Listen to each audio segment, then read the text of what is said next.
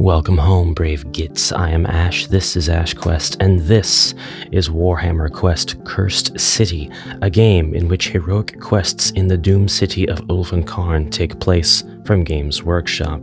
Warhammer Quest Cursed City is the second to last Warhammer Quest game I need, the last one being Blackstone Fortress before I have completed my core game collection. It is set in a gothic horror environment, is for 2 or more players with a playtime of approximately 2 to 3 hours per session, ages 12 and up. Does not need glue, but does need tools to put together the push-fit miniatures. At the heart of Shyish, the ancient city of Ulfenkarn stands upon the precipice of doom. The cruel vampire lord Radukar the Wolf has transformed this once proud city into nothing more than a feasting table for him and his coterie of malicious servants. Warhammer Quest Cursed City is a cooperative adventure game for 1 to 4 players. What? 1 to 4? Is it for 2 or more or 1 to 4? When in doubt, always go with the one that claims solo play as possible. You take on the roles of a band of disparate heroes trapped within Ulfenkarn's walls. Every journey you embark upon is a race against time, for when night falls, anyone left in the city's streets will face the full fury of Radukar's undead servants, empowered by the potent death magic of the Shyish Nadir.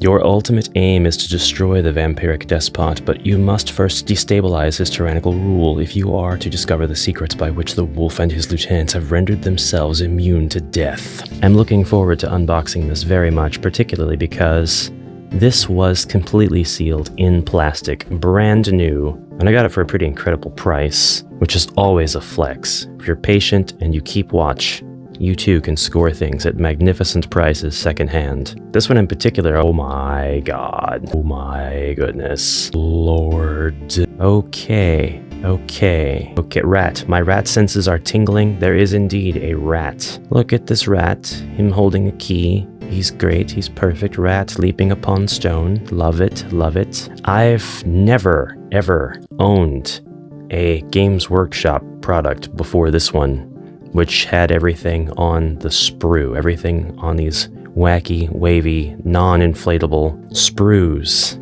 This is a first for me. Ooh, rat sense tingling. Many rats, many rats.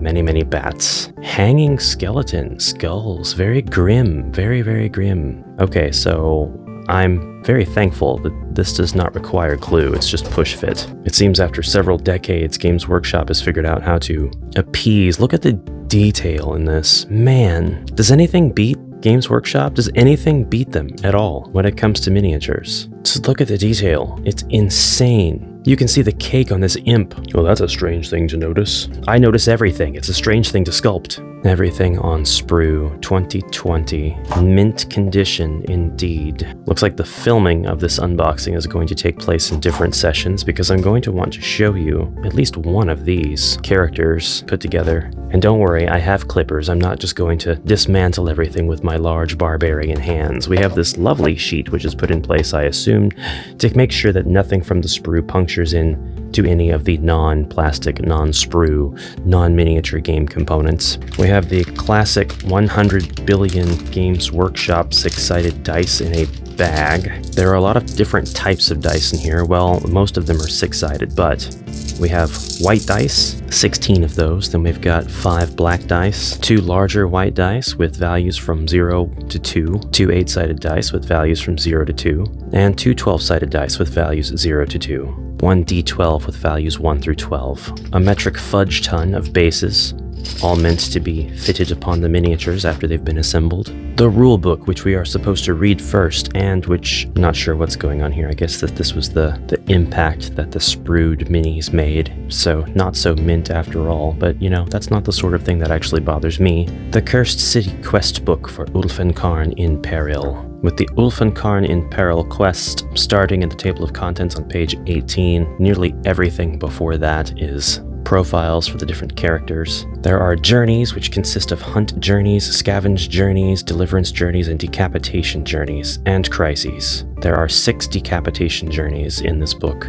Crises are page after page of choose-your-own-adventure styled choices given across narratives. You make a choice, then you turn to the section indicated by the result of that choice, and read onward, perhaps making more choices afterwards. We have this beautiful lithograph, which is not really a lithograph, but more an envelope with Ulfenkarn in Peril stamped on the back, do not open until the final assault decapitation journey has been completed. This is very mysterious and it is sealed shut, so no peeking until we're ready to open it. Then we have the assembly guide. This is the first time I've ever had an assembly guide showing me how to put together the miniatures on the sprues. Make sure to use the correct bases, it said. Here's an explanation of symbols, it said. You'll have fun, it says. You know what? I'm glad it doesn't require glue. I'm actually very happy about that. I didn't know that that was going to be the case. I thought I would have to assemble all of these miniatures with glue. We have war scrolls for the Age of Sigmar. This is not necessary whatsoever to play this game.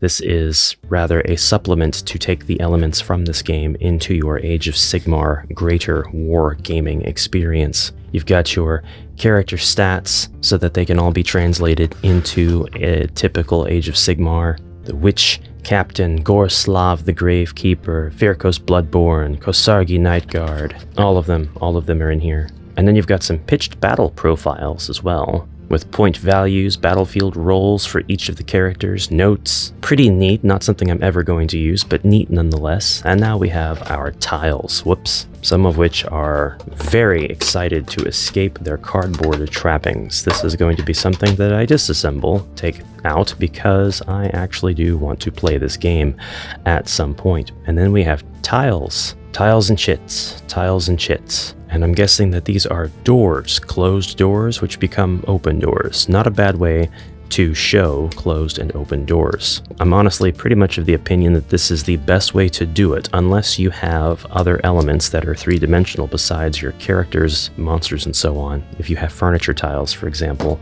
give me some 3D doors. The tiles on the modular board sections are much bigger than the 1-inch standard found in many of these dungeon crawler games. These are more just over 1.5 inches. So 4 tiles across is 6 1/8 of an inch. It almost doesn't even translate cleanly to centimeters. This is like some sort of specific Games Workshop unit. What do they count in? Sigmarits?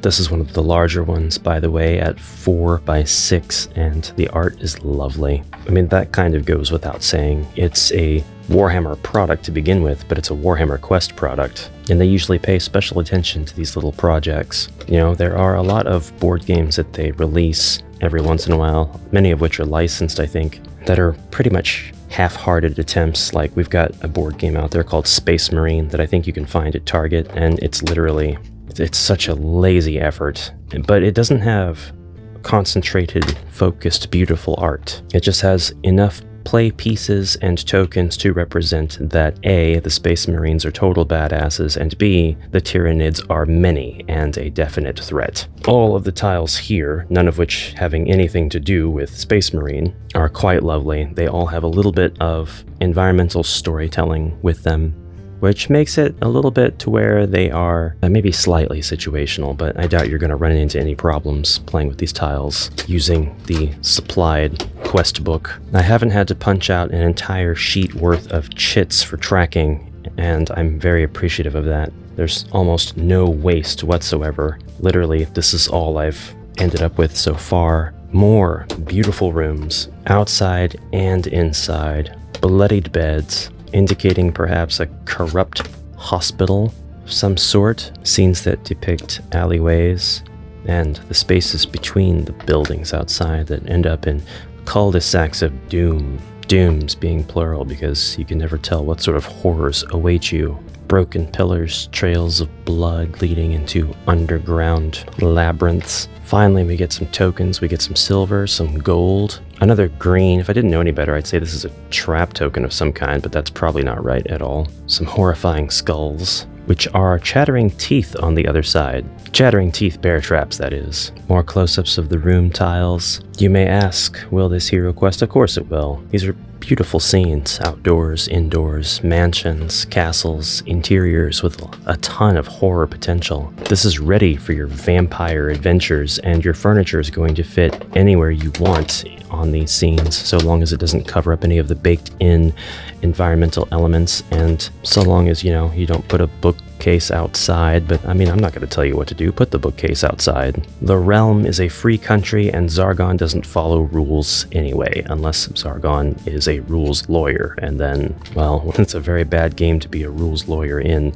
But that's a different game, and I digress. Still going to compliment the art on these tiles very highly. It's very immersive, and I actually kind of dig the irregular shapes. It was something I had to get used to when I was unboxing and checking out Warhammer Quest Silver Tower, as well as Shadows over Hammerhall. Finally, we get to the giant board full of nothing but tracker tiles. I dreaded the day that this would come, dreaded the day that came that was this. Well, I wasn't looking forward to this. It's not too bad, though. It looks like there's quite a few situational kind of chits instead of just status trackers. I mean, don't get me wrong, I'm sure that there are plenty of those too. The fewer of those I have to deal with, the better. I believe this is our draft dice holder, if I'm not mistaken. So we probably roll a bunch of dice and then set aside half and place them where we want to on that wheel. I could be completely wrong about that. I know nothing about Warhammer Quest Cursed City, except I know it is regarded very highly by Always Bored, Never Boring. I'm also somewhat aware of a business model for this game, wherein there are expansions, but there are no miniatures with those expansions. Like, you buy the expansion, but then you have to buy the miniatures separately as singles, which is one of the most ridiculous things I've ever heard of in my life. I remember criticizing it that at some point. I was like, I'm fine taking my time getting Cursed City because I really don't like the fact that it's like, buy these 6 other things. The large pile of skulls tile. If there were any, I missed them, but I really don't see any tiles that have like different art on the sides indicating a flip this tile to show a different status kind of purpose or effect. We have a track here that looks like it's supposed to be associated with card placement somehow. Could be wrong about that. Don't know yet. We have a track that goes all the way up to 8. We have a screaming skull. We have numbers of skulls in diamonds, increasing in number in typical me fashion. Gonna put everything back in. Cardboard skeletons first. I will attempt to keep them while also making sure I have plenty of room for the assembled miniatures, storage for tiles, cards, all of that later. If I don't, then bye-bye skeleton pieces. Oh, I should have put this down over the... Never mind, it's too late now. The game came with all of these Ziploc bags. Yeah, I'm going to use the brand name every single time I refer to them. What else am I going to call them? Zipper bags? They zip to lock. It's genius. Ziploc's parents knew what they were doing when they named him. I'm seeing a lot of these, and now I kind of wonder if they're like structural, like if I'm supposed to use them to hold up that one tracker. That can't be right. Hey, this is a first impressions. We're learning together. There's gonna be stuff that I don't understand or know about just yet. Like the fact I put everything in one bag. That's not gonna stay that way. I'm gonna organize stuff later. But for now, it's in one bag, so suffer. All right, next up, we've got cards. And not like an overwhelming, terrible amount of cards. I feel like the more cards a game has, the more it's kind of artificially inflating its playability. First up, we have a card representing the pitch black void of one's soul. As you stare into it,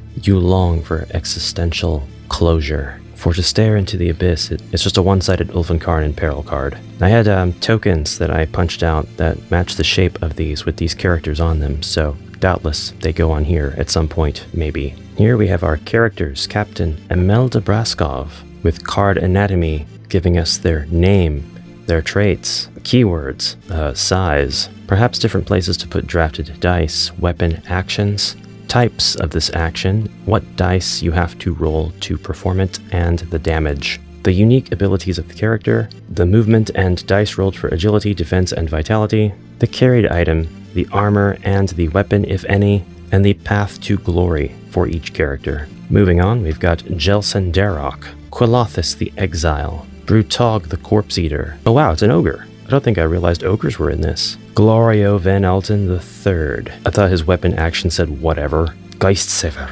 Dagnai Holdenstock. Cleona Zeitengale. Love this one. Oktrim Glimskry. All of these boards are double-sided, so without a doubt there is some enhanced elevated side to each character that would allow them to roll better versions of dice and have increased weapon actions. But beware, for the same is true of the enemy boards as well. We have the Ulfenwatch, the Bat Swarms, which look amazing, the Corpse Rats, the Deadwalker Zombies. Boy, talk about triple redundancy. Dead, walker, zombie. How about the unliving dead walker zombie? The unliving undead dead walker zombies. No? Nah, it must be because those are specific types of undead dead walkers. Virkos the Bloodborne. Kosargi Nightguard. Vargskir. He's just a bat boy. Watch Captain Halgrim.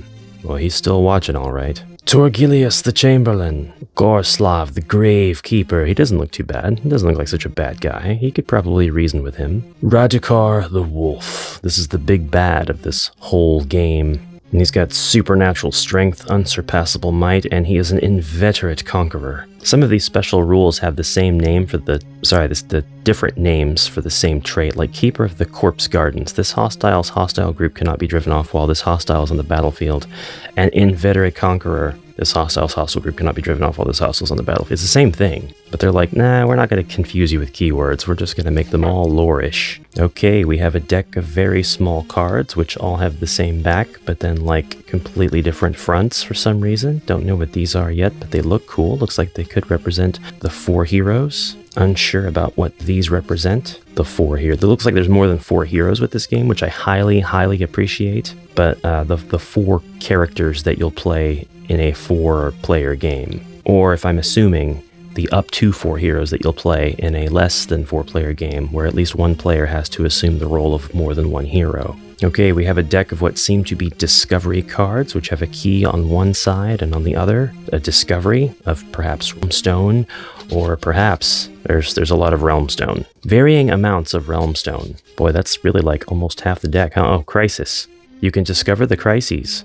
Resolve 1 crisis for your journey from the quest book. Traps will also be in this deck, as well as treasure such as Liquid Courage, Ashes of Akshi, and Vengeful Mirror. And 4 more highly gothic-looking decks insisting that it's not a phase mom. 1 is just skulls. That's all it is. Draw a skull, any skull. Probably could have been resolved with chits, I don't know. Next we have crows, and these are your dungeon cards, your exploration cards that tell you what tiles you're going to lay down. In classic Warhammer fashion, it seems these cards are unique to the tiles that they represent, meaning this specific tile with this configuration of swords, shield symbol, and red dots will always be set up like this. This card is the only card with this tile, and this tile only appears on this card. And so on, and so on, and so on. Next up we have swords. I'll give you 2 guesses as to what this represents, and the first one doesn't count. They're encounters. That's not what I thought, actually. I thought it was going to be equipment. So we have different levels, which lead to different amounts of hostiles in a hostile group. At level 0, you might fight 3 corpse rats, but if you're at level 4, you might fight 6 Ulvenwatch, and so on, and so on. I appreciate that. I do appreciate that. And finally we have, I'm going to stake a bet right here, right now, the equipment cards. Well, these are empowerments, but this is where our equipment is. Yeah, actually, this is just equipment. We have weapons here, such as the Aether Sharpened Edge. More than one of those, actually. The Feather Light Weapon, the Terrible Focus Seeking Camera, the Kamonite Gilding, the Emblematic Blast Rune, the Cyclestone Alloy, and more. And then we get into the armor, such as the Null Tempered Plating, the Chish Crystal Etching, the Fortified Shadow Weave, and so on, and so on. Looks like 2 cards of each thing, indicating maybe that only 2 people can get that specific item. I kind of like that.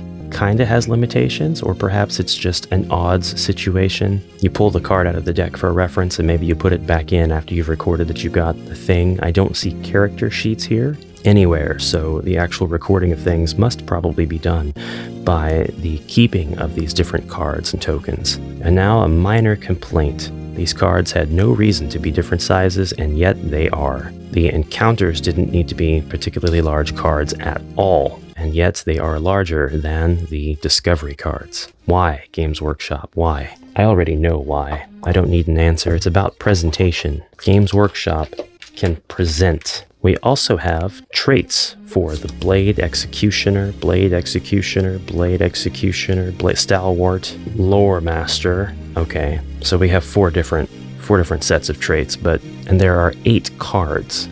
Not sure how these work. That's very strange, because one side says Lore Master and the other side says Blade, for example. Then you've got Stalwart and Executioner. So it's like, if you choose a certain set of traits, does that prohibit another character from having the set of traits that's on the opposite side of the card. Interesting. And just to enrage me further, it's yet another card size that's different, not only in height, but just barely in width. We'll now attempt to put together a miniature using my plastic snippers. We're going to assemble the ogre. I've never assembled an ogre before. This is going to be a first for me. So, how's your day been? Mine's been okay. I just recently had to update to Windows 11. Yeah, I know, right? I've been putting it off this long. I kind of wonder if I have pieces to make alternate sculpts, or if I just have enough pieces to make more than one. You know, I really dreaded this, but this is super easy to do with the right tool. And there it is. Step 1 to having a very deliberate gray pile of shame. No, it's different when you snip them from the sprue. It's like, you brought me into this world, put me together, father. No, I mean, that's easy enough. It just has a nice little fit to it, and then that's going to slide right in there. I don't know, do you guys glue your Games Workshop's minis together? I feel like I would be kind of nervous. I have put together the dwarf. Actually, that was not bad at all, and I feel like I kind of feel like he's mine, you know? Because I assembled him with my bare hands. And with that, there's my ogre. Done and dusted. That wasn't bad at all. That was actually quite fun. I think I get it now, and I think that this is going to be the beginning of a beautiful friendship between myself and minis that snap together but don't require glue. Although I can kind of see why some of them are going to require glue. It's optional, but desirable, I think. Or actually, it could be because I just didn't clip things intelligently enough. It won't be a stylish marriage. I can't afford a carriage. There we go. That's a little better. That's a little better. As far as bases go, we're just doing guesswork at the moment, but I'm going to put the dwarf on that base and the ogre on one of these bases with 2 holes. And I've put together my very own little Age of Sigmar Warhammer minis. I love them. Awesome. It especially makes me excited to begin my Warhammer Underworlds foray, because I opened this box up earlier in the month and found out that it was nothing but sprue upon sprue. And trust me when I say I panicked. But now I see there is nothing to fear but spending money itself. Warning, the following video footage may make you squirm. I have finally assembled all of my Warhammer Quest Cursed City miniatures, and it was not an easy or short process, but it is finally done. And everything fits back in this box with no lid lift. You will see that I am loath to overturn the box, for the contents within are now, depending on the orientation of the box, to remain level. Looks like I had a little spider bro in there that I accidentally trapped. Sorry about that, spider bro. Now, I have my Hot Wheels cases, which are how I really like storing many of my miniatures. And some of you may clutch pearls at any Warhammer miniatures being stored this way. But I'm not going to have a lot of jostle. I'm not going to be traveling with this. I'm going to be very careful with my stuff. And none of those miniatures are extending beyond the height of this container. So they're safe. Don't worry about that. I'm not going to spend any money on something only to just try to break it myself later. Same goes with these minis. I have them a bit categorized, so I shouldn't have too much trouble finding them in all of that gray mess. I obviously could not get the ogre character or the werewolf character into the boxes without, well, I just couldn't. There was no way that they would fit without being disassembled, and I don't want to disassemble anybody, so I did not do that. So at this point, we are going to take a look at the assembled miniatures. Let's roll out the black carpet. My first exposure to Warhammer Quest Cursed City was watching an always bored, never boring video. This video is not meant to serve as any kind of replacement for that. This video is an in-depth review on the game, why it's good, what shortcomings it has. I would absolutely recommend you go look up Cursed City if this presentation has got you any bit curious as to how this might play. And what I will do, dear viewers, is I will soon create a Will It HeroQuest. Yeah, you can expect that to be more of a semi-regular thing. Now I can appreciate that our hunt maps are all laid out here for us. You see this and you think, but what's on the next page? And then you think, but only 8? But there are scavenge maps as well for a total of 16 built-in maps. At the end of the section on crises, we have additional stages for the Fell Guardian, Captain of the Damned, Shuffling Horrors, Whispers in the Dark, and Family Ties. We've also got the Final Assault, and those all seem to be completely different maps than what we have presented in the Hunt and Scavenge maps areas. Now, I want to pick a map to present that has a pretty good balance of both of the sides of the tiles, so maybe we'll do this one, Geistlight Square, and voila! This would be the almost complete map. It does kind of run off the board just a little bit. By board, I mean table. I did not elect to place the fireplaces. There we go. Place the minis down and get some glamour shots. I want it known to all present that I did not have fun putting these miniatures together. They are push fit, they don't require glue. And there are definitely miniatures here that are beautiful and pretty neat. Pretty niche. For example, we have a miniature of a crow with a key. Tell me that's not cool. I love that. And we've got miniatures like the dynamic group of bats flying to attack you or scattering away from something or whatever. There were also a few miniatures that had alternative parts, which is something that's pretty typical for Games Workshop to do.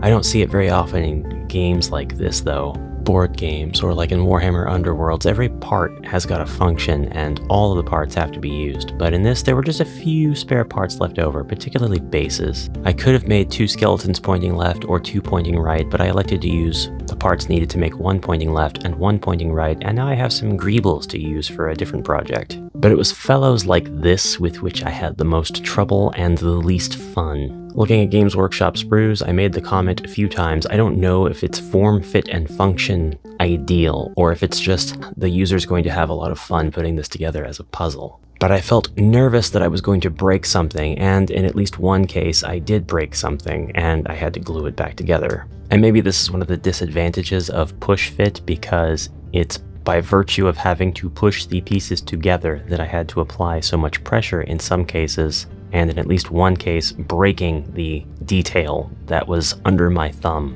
But I mean, better that I break the piece than my thumb, right? Right? One of the things I think is so cool about this game is the immense amount of heroes it comes with. It's 1 to 4 players, but it has 8 hero characters. And one of them is an ogre, and I love the convention of having the ogres as quote-unquote good guys. As far as the sculpts go, everybody's beautifully sculpted, that's no surprise here. Practicality of the sculpt be damned. And honestly, not all of the sculpts were hard to put together, or even really that time-consuming. Some of them were kind of confusing according to the instructions, and I swear that I had the peg lined up with the hole and I was applying the right pressure every time, but still managed to come off loose or just not hit the right part, and I promise I'm still talking about Warhammer. All of these guys would be just as welcome in my contemporary HeroQuest game as homebrewed good guys, champions of the realm. If I have to reintroduce the forests of Athel Loren, then that's fine. Is Athel Loren a thing in Age of Sigmar? We've got our Witch Hunter. Granted, Age of Sigmar is a bit more, hey, there's guns, ready than I am comfortable with in my high fantasy games of HeroQuest, but you know, they've got to get there at some point, right? This guy does not have an abnormally long tongue, he has an abnormally long beard. Unless that is a tongue, then I stand corrected and disgusted. The dwarf in this set is such a badass. He is so cool. I've already shown you him, but he's worth showing you twice. And then I'm just a sucker for really cool female characters, and this is one of my favorite out of the whole box. This is one of my favorite miniatures. I'm not sure what she is or what she does, but she's cool. Miniature of a single tombstone. The one guy from Pan's Labyrinth is here, as well as somebody whose hand I have yet to find. I think when I opened the box, a hand fell out. I think that's who it belonged to. A few miniatures I had to take off of their bases in order to store them in my Hot Wheels containers, but these guys were really cool to put together.